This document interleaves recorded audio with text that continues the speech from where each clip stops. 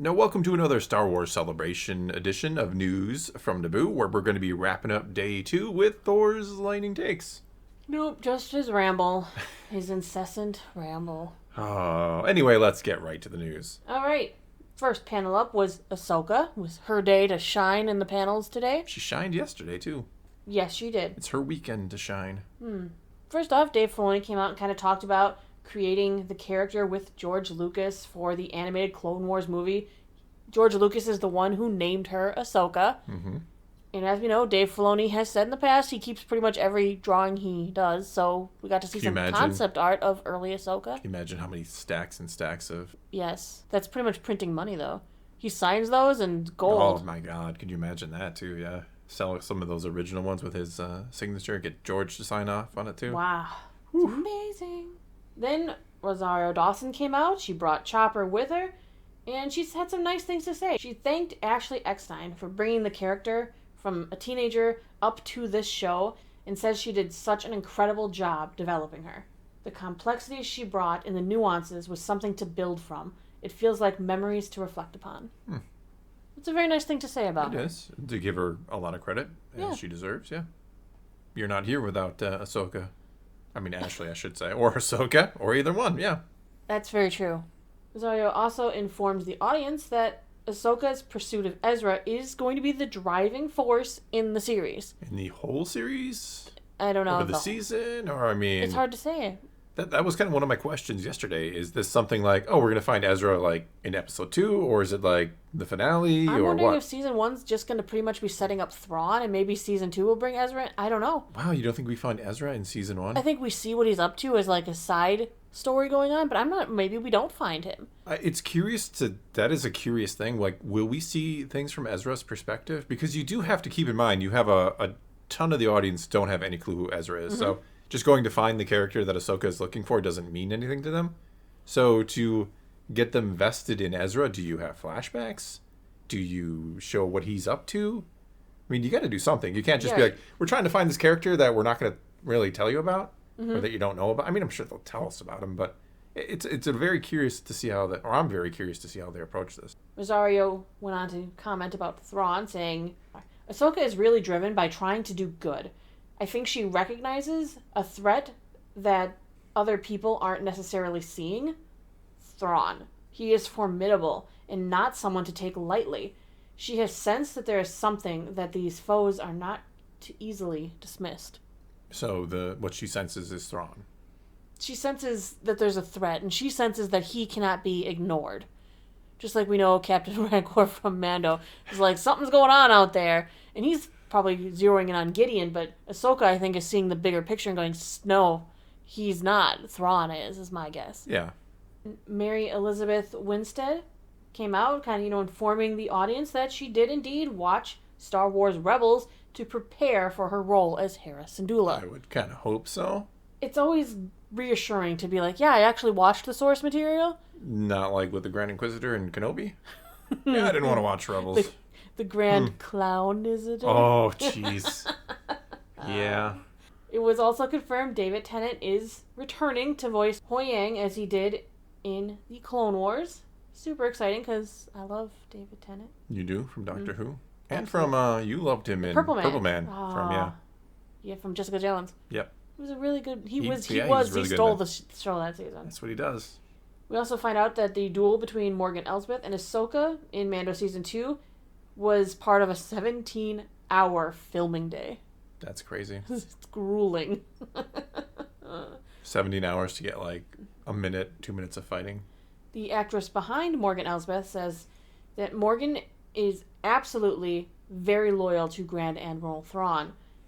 But we also know she's a hard worker. You're going to learn more about her background. I'm really excited about that. Her Night Sister background? Yeah, I already know about her background. Night Sister background. We already talked about this. Our two new villains also hit the stage to discuss their new characters. Ray Stevenson's playing the villainous Balon.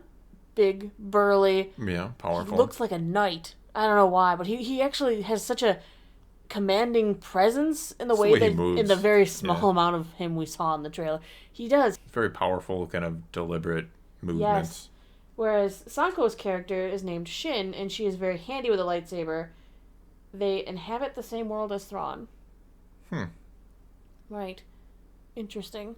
She's, from what I've heard, she's supposedly like Balon's apprentice. He's like the big muscle and she's the quick, nimble, They super make aggressive. a dynamic duo. Yeah, I'm excited. It was also announced that Kevin Kiner will be scoring Ahsoka. He is the composer behind Rebels. That was almost the biggest news I heard. That was exciting. No, I love Kevin Kiner's work. He is the animated John Williams. Does that mean we might get Rebels theme? We're going to get Rebels theme. I mean, I think we're going to get Rebels theme Thrawn, too, which I like the whole Rebels theme Thrawn. I like... It was good.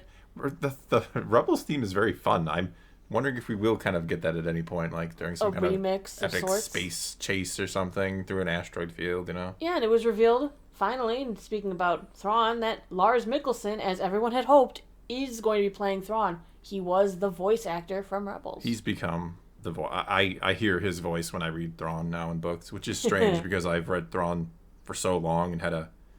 I don't know that I could ever describe it or articulate what you hear in your head when you're reading a character, but I had a voice for Thrawn, and he's replaced that voice, which is impressive because I've read a lot of Thrawn before Lars ever said a word in that voice. Dave Filoni even came out to say that he consulted Timothy Zahn on how to bring Grand Admiral Thrawn to life in the Ahsoka series, saying, "We want to make sure we get it right."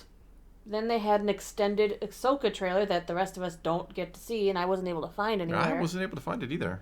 Yeah, where we got to see Thrawn, and he was named as the heir to the Empire. Sabine Wren is in a lightsaber duel in it, using Ezra's saber. There's a thrilling speeder bike stunt. Where they play the Rebels theme. And a shot of an epic Purrgil. An epic Purrgil? An epic. Is it a purple one then? I don't know. I have to read epics? secondhand. It's just an epic Purrgil. So, can't wait for August. Well, we got 2 more Mando episodes, though. So, we can get through those. Normally, I'd be really excited for those, but this has been a lackluster season. Ooh. Moving on to a few updates from the Acolyte that were surprisingly given out at the High Republic Publishing panel.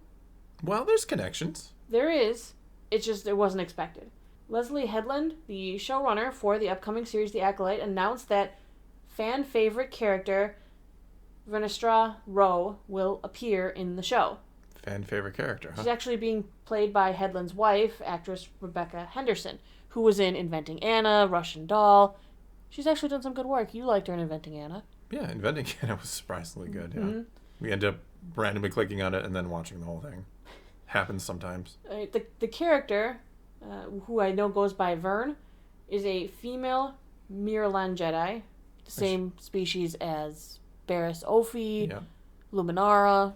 She is well known for being one of the youngest Jedi Knights in a generation. She passed her trials at 15 years old and plays a critical role in the middle grade novels.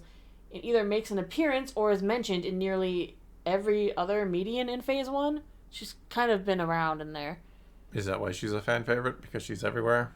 I'm surprised that they can say the word fan favorite in High Republic. I don't think a lot of people Now you're catching on. Oh, no, I know. It's because they made her a fan favorite by putting her in everything. They said, yes. It's the only one that people recognize. They're like, oh, I know this one. She's been in everything else. Yeah.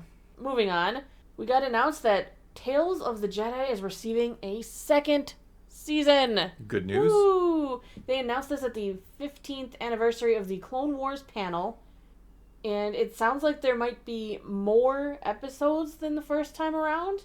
Dave Filoni says that he made Tales of the Jedi because of how much fun his colleagues were having making Bad Batch. He was probably jealous because he's over there working on Ahsoka, doing live action. What are they doing over there? Now he's got a movie. He's a busy guy. He's a long way from his animated roots. Yeah. Filoni says Tales of the Jedi was so much fun the first time, he decided to do more. What's become apparent to me is the Jedi have to continue to teach their Padawans, and I have to continue to teach my Padawans in animation so that Lucasfilm animation can continue to be strong. Yeah, let's not neglect it, yeah. He's not doing all the episodes. Well, I don't think he did all the first ones either, did he? He is not as involved in animation anymore as some people. I kind of pointed that out in the video. A lot of the stories came originally from him. I think he's spreading it out. Yeah. I'm not saying he's neglecting it entirely, but to think that he's like there for the day-to-day operations on Bad Batch or something. No, he's kind of far removed from that at this point. Well, and at this point, there is no information when Season 2 will release. Last time they announced Tales of the Jedi, it was a year later when we actually received it. So I don't know if it's going to be a long time or maybe a shorter time. Kind of dropped it on us too. It wasn't something that was like, it is coming out at this, 5 months from now. I was like, oh, next month we're going to do this Tales of the Jedi thing. Yeah, remember we told you about this Tales of the Jedi existing? Yeah. It's coming next now. Month. Yeah, now. Yeah, it's on right now. We just dropped it on Disney+. Well, the new trick is if you don't give us a release date, we can't ever complain that it's late. Why do you think Ahsoka's just like, August? Yes, broadly August. They didn't even say what year. They just said August? No, this year. I know, I'm kidding. It was like, Andor, here's your specific date. We'd like to move that. Yeah. Every time they give us a date, it doesn't hold. Video games are the worst culprits at that, though. Like, I swear, video game release dates don't mean a thing. Until you are actually playing the game, don't count on a release date. And the last tidbit to mention is Return of the Jedi is returning to the theaters on April 28th to celebrate the film's 40th anniversary. Guess what you're doing on April 28th? Probably working. Playing Fallen Order or Survivor, actually. Goodness, but right. The next day, maybe. Maybe. That's 20 days-ish. I haven't seen it in the theater since Special Edition in 97. Wow. That's a long time. Holy cow.